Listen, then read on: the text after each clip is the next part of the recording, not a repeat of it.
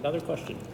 There's at the corner of 32nd and Tennyson, they put a rolled out on the southwest corner, and they haven't moved the stop sign towards the center of the road. Right. So when you're blocked away, first it's hidden by tree branches, and then as you get closer, it's hidden by a street sign that's right in front of it. Okay.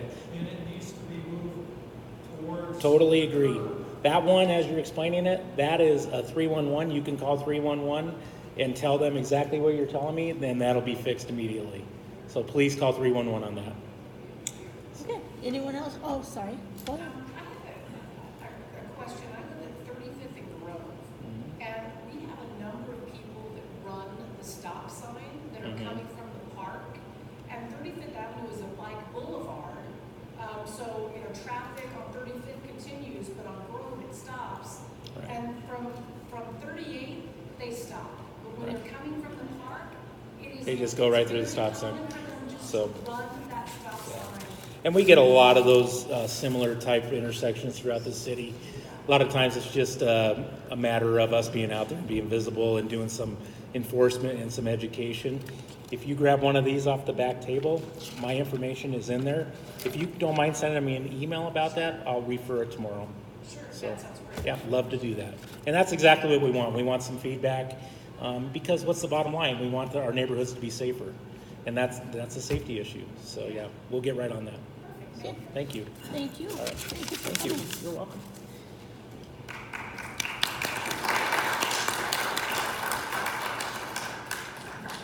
Okay, next we have City Councilwoman Amanda Sandoval. Thank you, Amanda. Good evening, everyone. Thanks for coming out to your local registered neighborhood organization. So, many of you look familiar. I was here in this role as the council aide, and now I'm the councilwoman. So, I would just like to provide a bigger overall general idea and understanding of how I'm running my council office. And then at the end, I'll provide some time for questions. I'll go over some accomplishments and policies that I've been working on, what I want to do for the next 30, 60, 90 days, and then where I'd like some input from all of you, and then times for question and answers. So first and foremost, my name is Amanda Sandoval, and I hired Gina Volpe, who used to work in the council office. Many of you know her. Her email is on our website, and she is doing a lot of constituent services, the office manager, and a lot of scheduling. Then also, when Councilman Espinosa was in office, he and I found an architect firm that was working on an overlay near where I live in Harkness Heights, so 41st, 44th Federal Circle. And that architecture firm had an intern who was getting her master's at UC Denver in planning, in urban planning. And her name was Naomi Grenditz, and she graduated in May, and I was elected in June, and I hired her. So she's my second council aide. So we have a planner in District 1 in-house who is helping us on the complicated land use issues that Northwest Denver faces. So as I'm able to get items from community planning and development, or if rezonings come back, she and I can look at them, and then she can help me in a way where I used to be able to help Raphael. It's been really effective helping advancing 3 of the overlays that the former councilman had in the works. So she's helping me get those through the queue, and it's been a great resource. And then, as of this coming Monday, I'm going to hire a bilingual local resident. She's a little bit younger, she's in her 20s, and she's gonna help me reach out to the younger crowd in our district. More of the millennials, more of the moms who are at elementary school. My kids are at North High School, the senior and a freshman. And help me get a little bit better representation at the parent organization groups, because I feel like what happens, what I've noticed over the 7 years of serving as a council aide, is a lot of times a registered neighborhood organization and the elementary school, they have involvement, but they don't always coincide because the parent has a lot of things going on and they're going to give their time to their PTO or PTA, whatever. And so I want somebody in the community having touch points with the different schools. And then also, I'm not able to attend every registered neighborhood organization monthly because of the demands. She can come and give an update on behalf of my office. And then she'll also be able to do things more bilingual on social media. So you'll see a bigger social media presence. So as things come through the West Highland neighborhood, I'm going to be tagging West Highland, broadcasting when your R&O meeting is on a schedule, showing off when you have sustainability meetings, broadcasting more what you have for your social hour, and using my platform as the council person on social media who might have more interest and likes to get a further audience for all of you. So that's how my office is set up. So some of the things that I was just counting the days that I've been in office, and it's been 35, and I feel like it's been a half a year, to truly be honest with you. So some of the things that have come my way since elected is I got sworn in July 15th, and 2 days later, I am on the safety committee. And then, by the way, I'm vice chair of the LUDI committee, that land use, infrastructure, and transportation and safety is a different committee. Comes in these halfway house re-entry contracts that we have with GEO and CoreCivic.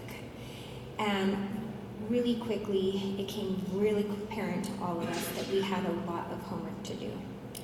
That Monday at council, I had to vote on a Pena Boulevard $9 million contract.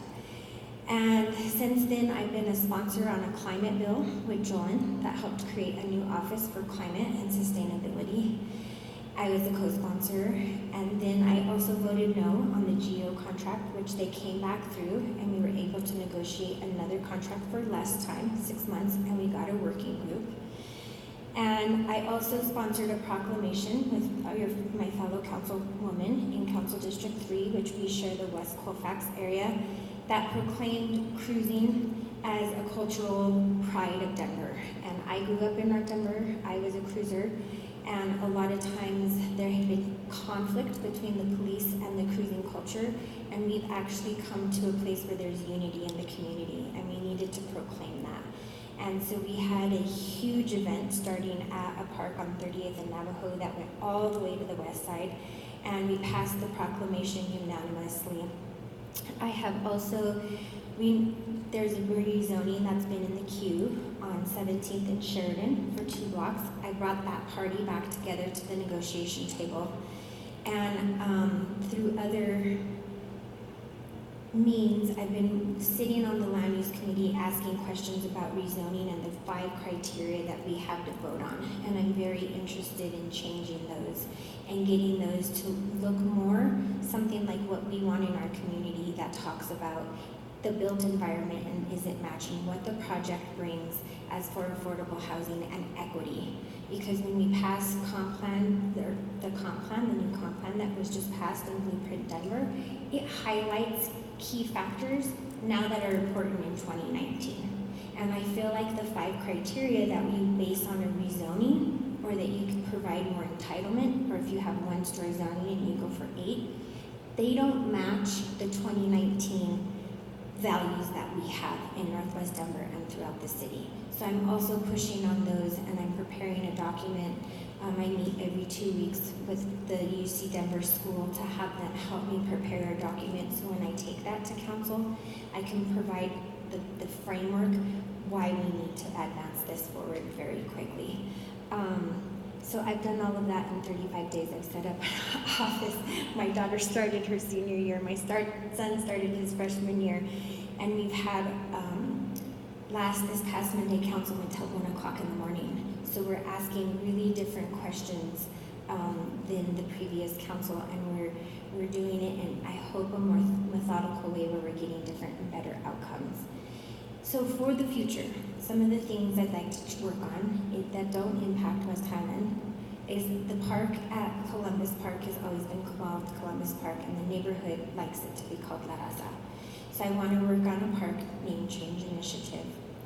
Chaffee Park, which I don't know if all of you are familiar with, it's Federal on the west, 52nd on the north, I-70 on the south, and all the way past Pecos, in the industrial area past Pecos, on the other side, north of I-70.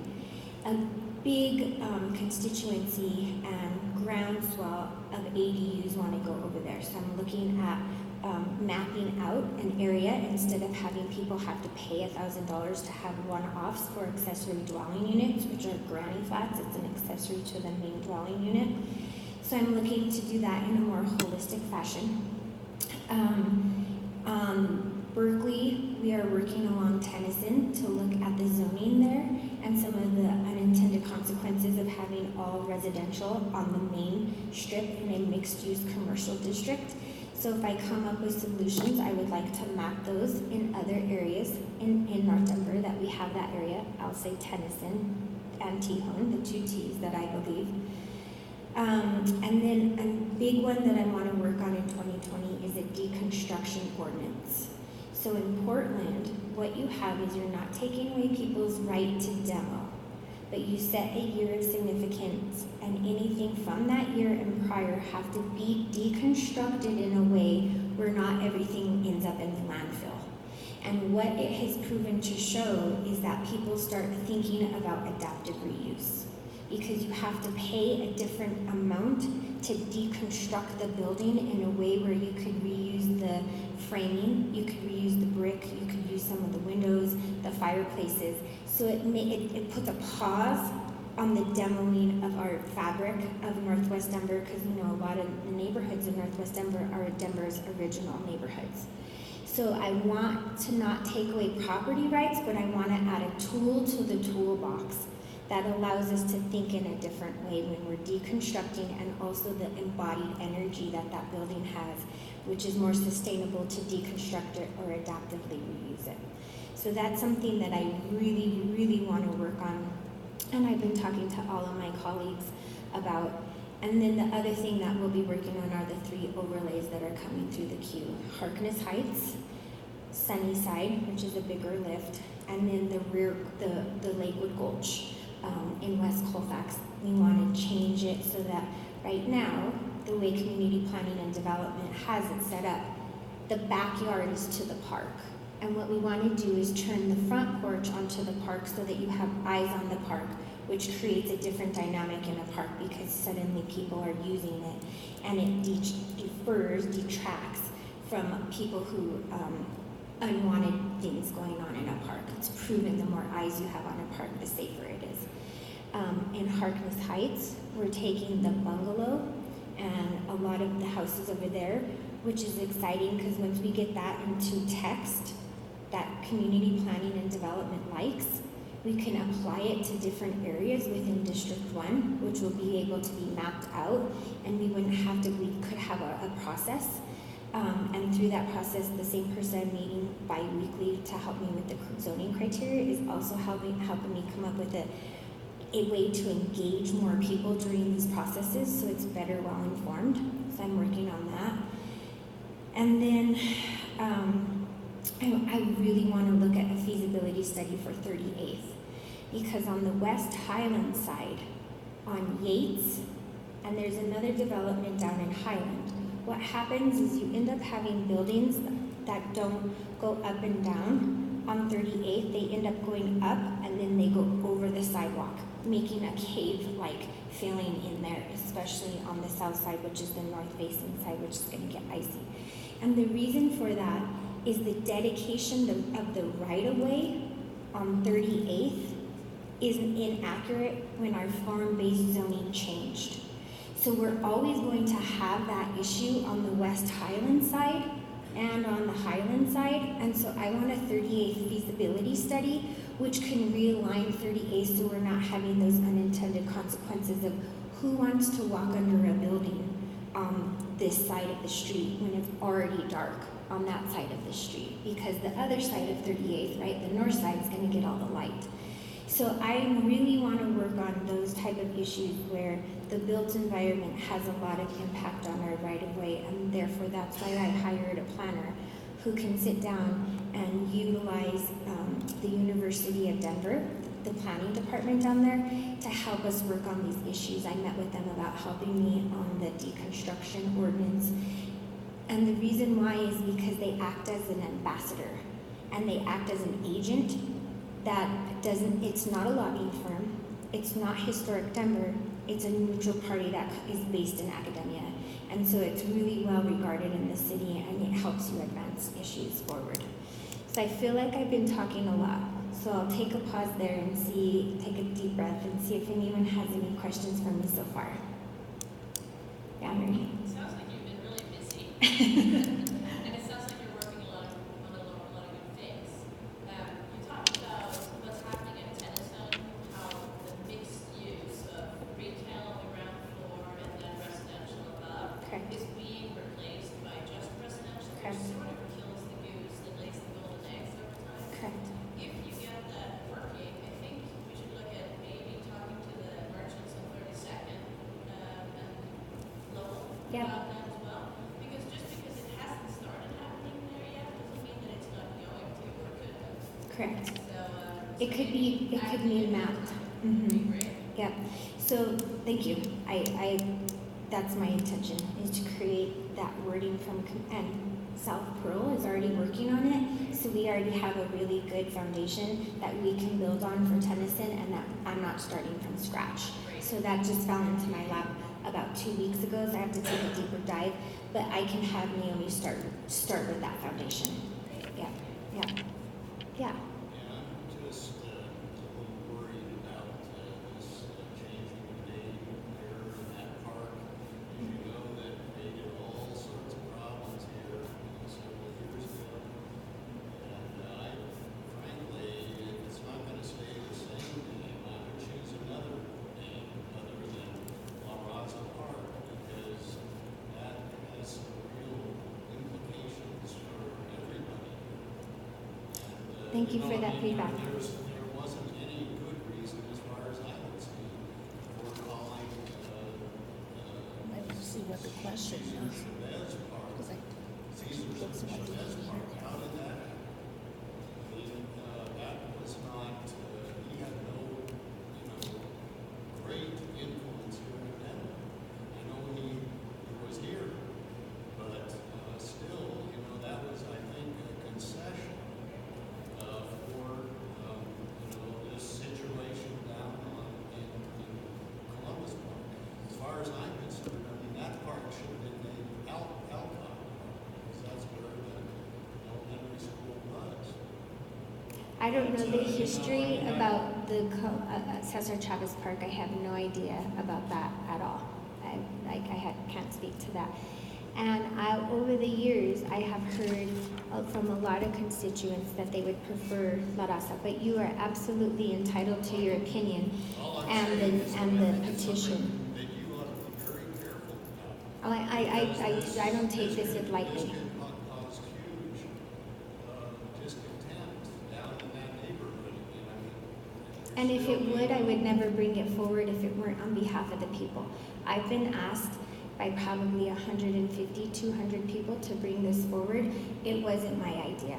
And so at the park, I had constituents who live right there by that park ask me for it. So absolutely, Roger, I would never, I'm not going to be a leader who tries to push my will on the people, but I do understand your concern because I did work on a park name change for La Alma in the west side, and there were residents who didn't live by the park but felt similar to you. And so we did a really robust outreach. It took a long time. There was a lot of public comment, and there were still some people who didn't like the name change, but the huge overwhelmingly majority did. And so that's the type of leaders what I'm going to be is I didn't come up with this idea. It was asked of me hundreds of times. But thank you for your feedback. Yeah. I understand you said you're on the safety committee. Correct. So, last night on the news, they showed Tennyson Street where they put up flags that you can carry and wave as you walk across the street, both directions. Are you aware of those? So Orange flags? those originated on the corner of 26th and Tennyson. And Raphael's office, we gave to that GoFundMe so that she could put flags in other areas that she had heard from neighbors. Okay, so where I'm going with that is they just repaid 32nd Avenue about 5 years too late from what they first promised. And now that it's smooth, people are driving quite a bit faster. I bet. And through from Lowell all the way, well, from Perry all the way to Spear, it's 30 mile an hour. And Denver, for safety, has been reducing the speed limits Yeah. on other streets. Don't you think that for safety, it would be good to reduce that distance of street to 20 miles per hour? So I'm not a traffic engineer. I'm not going to opine on the mileage per hour. But do I think reduction in traffic speed is needed throughout all Northwest Denver? Absolutely. Like absolutely, no question in my mind. And I don't just think on this stretch of 32nd.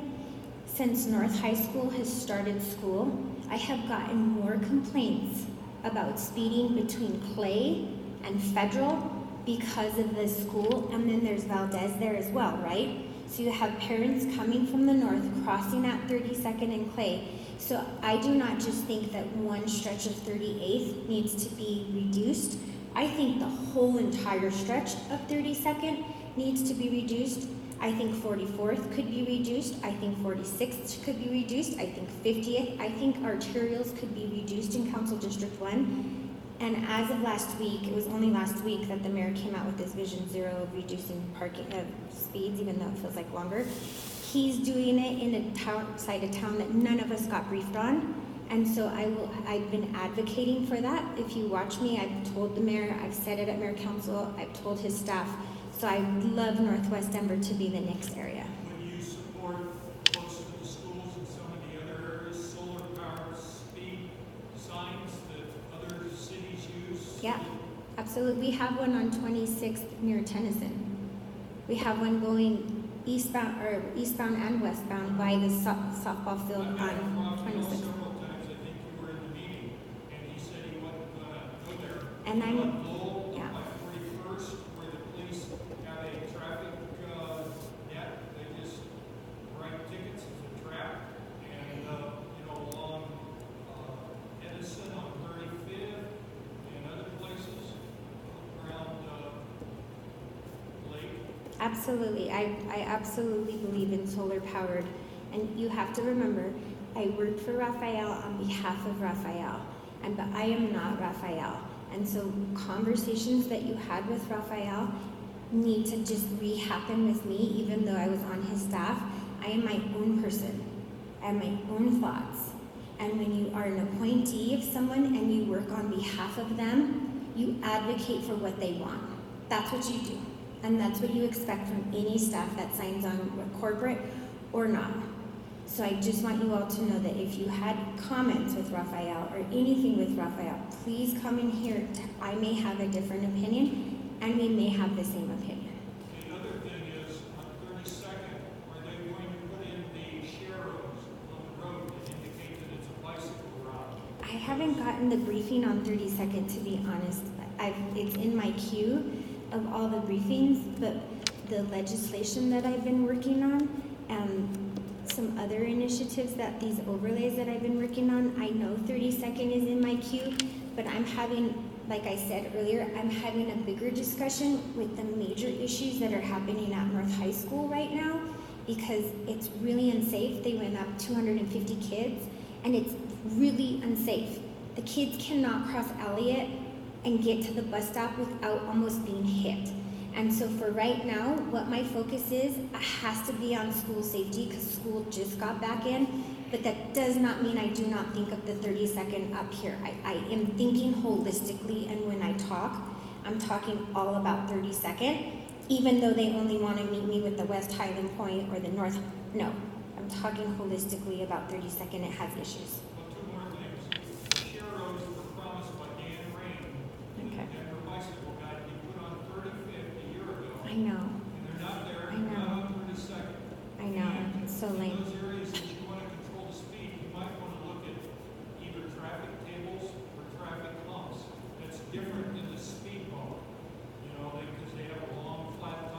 Yep. but it would slow traffic down. Okay, thank you for the reminder on the 35th Sharrows. I'm not happy with that. That's annoying. Yeah, Rick?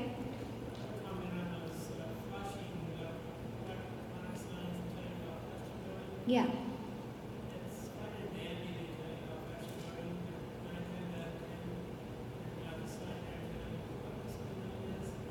I think it's normally posted right underneath it. Can you repeat the question? So he's saying that the flashing lights, like on 26th by Sloan's Lake, that they flash how fast you're going, but there's not a speed limit sign posted near it. And I remember the speed limit sign underneath it and the flashing, but we could ask DPD, because that's So I'm not. DPD is deploying some of those, and he is right, there is not a speed limit sign directly next to them on some occasions. Okay.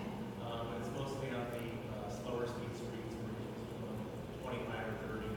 So there is a speed limit sign within a couple blocks, but yes, I do. Okay. Yeah, that is.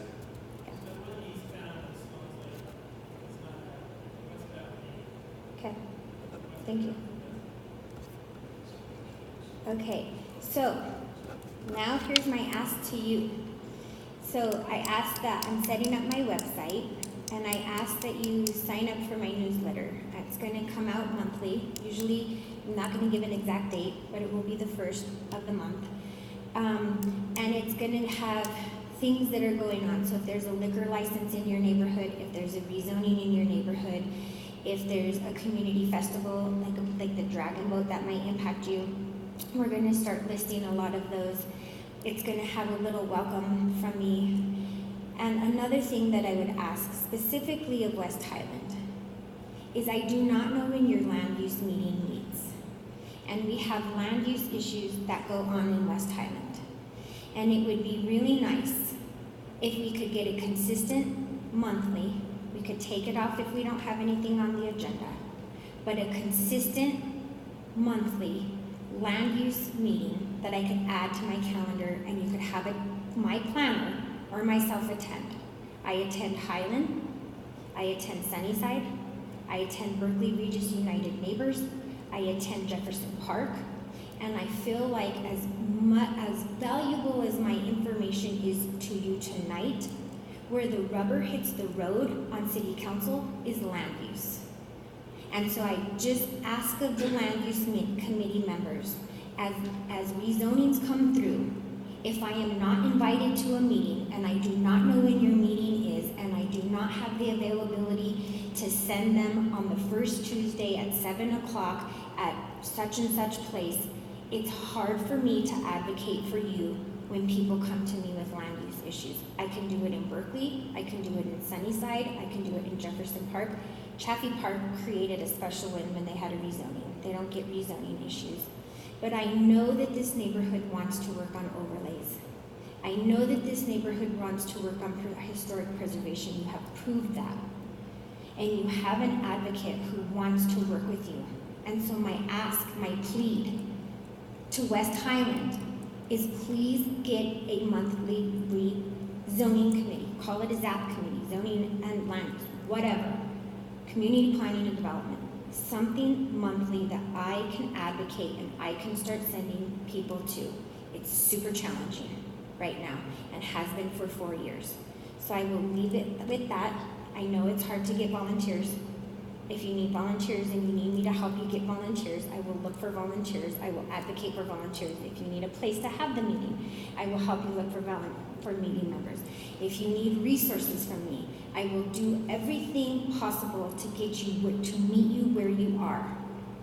Please, your neighborhood is too important. I need a land use committee and a task force so that I can talk about these things and we can advance them. So that's my plea to you, and I'll end on that. Thank you.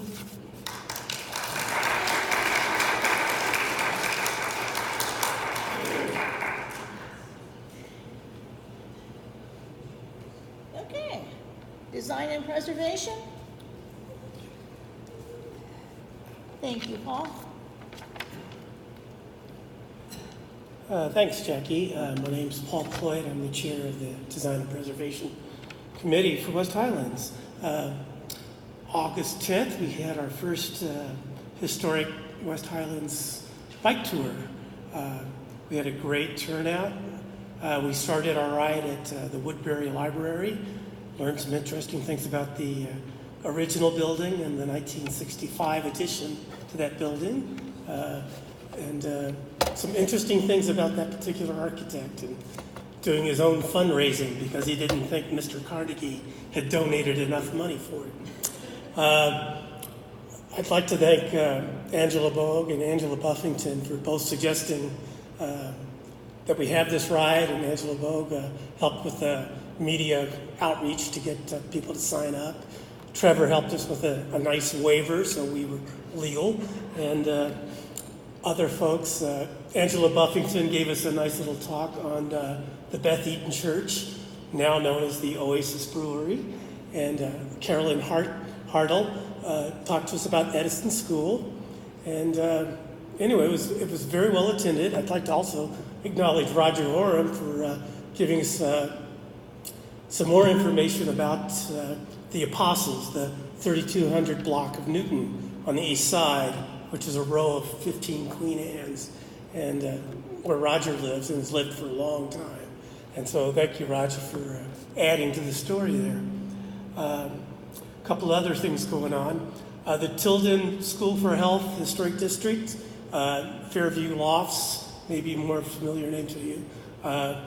That nomination as a landmark district has been accepted by the Preservation Commission staff, and it should be moving forward to a public hearing with Landmark Commission sometime this autumn, I hope, if not this month, early next month.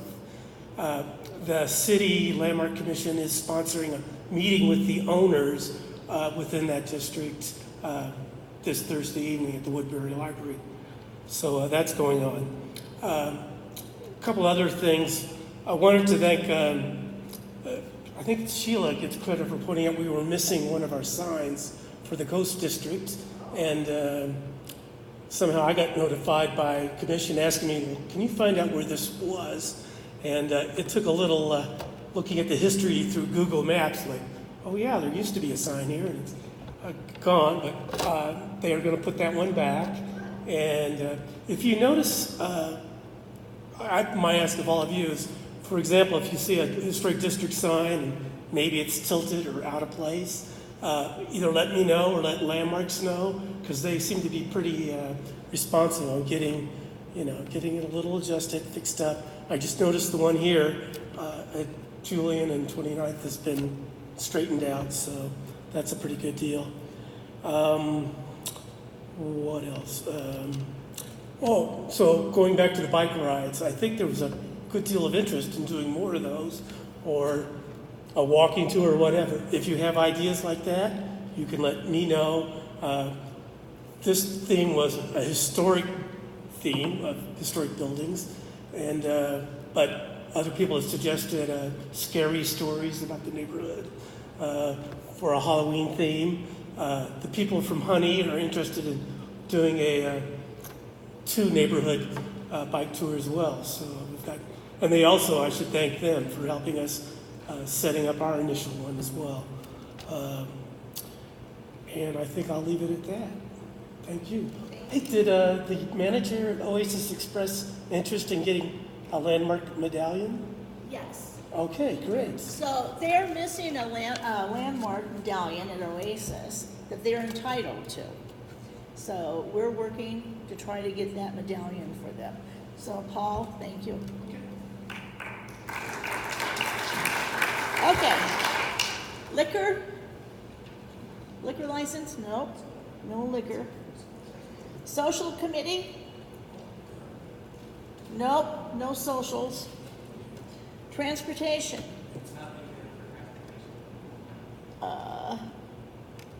Land use and planning committee? Nope, Ray? No? I have a question. What happened to that rezoning request on 32nd and Raleigh for an ADU?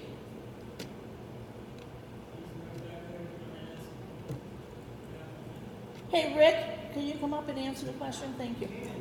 Thank you.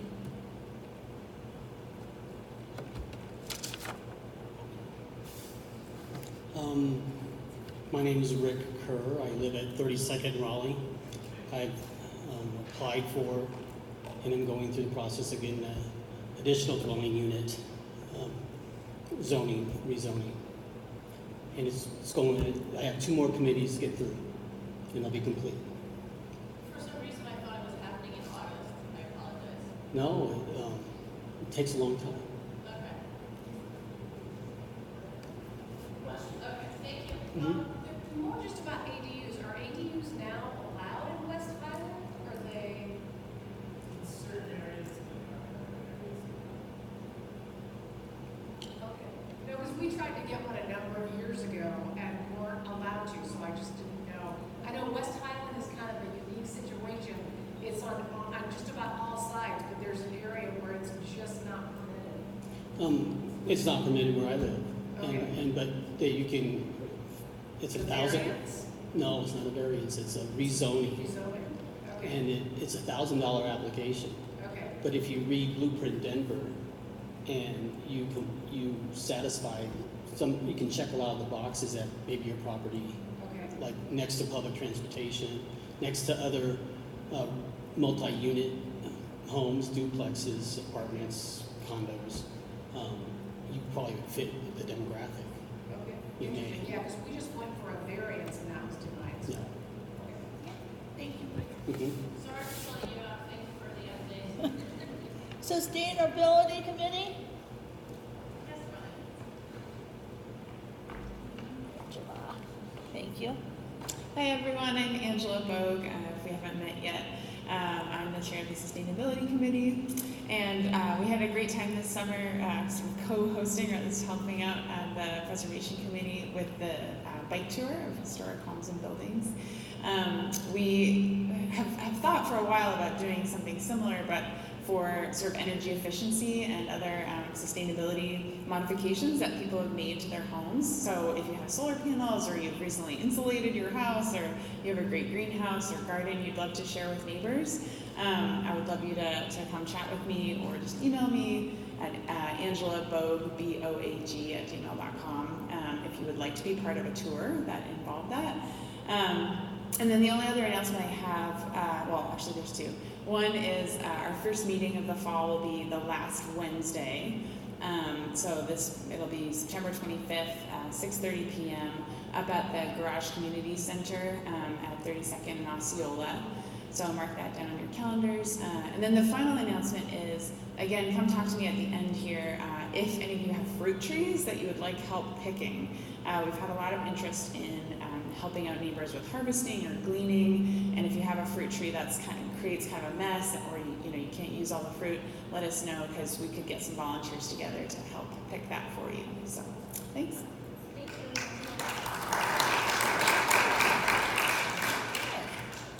you. Okay, now is open floor for non-agenda items. Tiffany, you want to come talk about Woodbury? Thank you. Hi, I'm Tiffany Mayer. I'm a librarian at Woodbury Branch Library, Denver Public Library. Some of you may have met Liam Gray. He has since moved on to the Valdez branch, and so I am his happy replacement. And so I'm just happy to be here, hear more about what's going on in the community. We're really interested in being a partner and working together as much as possible. I've brought some materials that are in the back of the room. We have an upcoming program this Saturday, eBooks Made Easy. So if you have been wanting to use ebooks or e-audiobooks, but you weren't sure how, or you've been trying and having trouble, this would be a great place to come and learn a little bit more about how to check out books from your bed. You can just download and ready to go. And I also have an Engage brochure that goes over all of our September events across the city. And we would be interested in learning more about any events that you're having at Woodbury Library. That bike event seemed really great. I'd love to learn more about it and the people that were involved, because we're certainly interested in also hosting historic walks and things like that for the community. I'm also really open to hearing about any adult programming, as well as for all ages, but in particular for me, I focus on adult programming. If you have something that you're interested in, something that you wanted a place to have a group for, let us know. We might be able to make that happen. And so we're just looking on, working together, and if there's a concern that we can help you with, we're a resource for you. Thanks.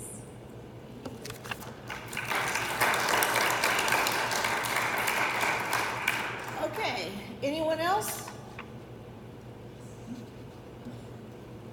Not you, Marie. Okay, the meeting's adjourned. Thank you for coming.